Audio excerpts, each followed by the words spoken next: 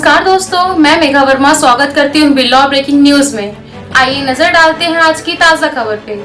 खबर जनपद कानपुर से, जहां धारा 144 सीआरपीसी लागू की गई। दिए गए प्रतिबंधात्मक आदेश आपको बताते चले, दिनांक 1/2/2024 से 25/3/2024 तक कमिश्नरेट कानपुर नगर में धारा 144 सीआरपीसी लागू की गई। सामाजिक माहौल खराब न हो, इस संबंध में प्रतिबंधात्मक आदेश दिए गए।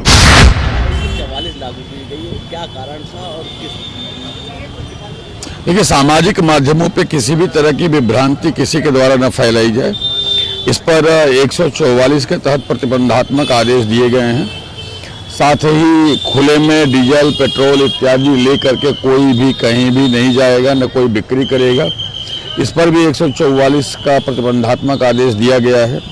साथ ही एक तीसरा आदेश भी दिया गया है कि यदि कोई व्यक्ति कहीं का भी अगर कानपुर नगर में किसी के द्वारा अपने घर में रेंटेड अकोमोडेशन के रूप में, पेइंग गेस्ट के रूप में अपने लॉज में रखा जाता है, तो उसकी सूचना वो थाने को देंगे और वो चाहे व्हाट्सएप से दें, मेल से दें, वो खुद हार्ड कॉपी ले आके पहुँचाएँ। ये उनकी नैतिक जिम्मेदारी है और इसके लिए भी 144 के तहत प्रतिबंधात्मक आदेश देते हुए सुनिश्चित किया गया है कि यदि इसका वायलेशन किया जाएगा तो 188 के तहत इस पर कार्रवाई भी की जाएगी। ये सारी चीज़ें अमन पसंद हमारी जो आवाम है यहाँ पे, उसको किसी प्रकार की तकलीफ ना हो।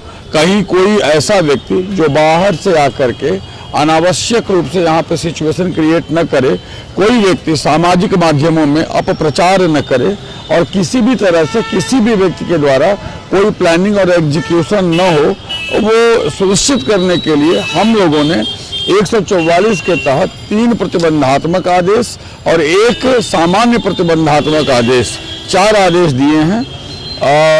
यह भी हम सुनिश्चित कर रहे हैं कि कई बार ऐसा होता है कि अराजक तत्व, ऐसे तत्व जिनका ऑब्जेक्टिव चीज़ों को बिगाड़ना होता है, उनकी अलग मंशा होती है, ऐसे लोग जो है वो हमारे समाज के भीतर आ करके अमन पसंद आवाम को परेशान करने के उद्देश्य से तमाम चीज़ें कर देते हैं।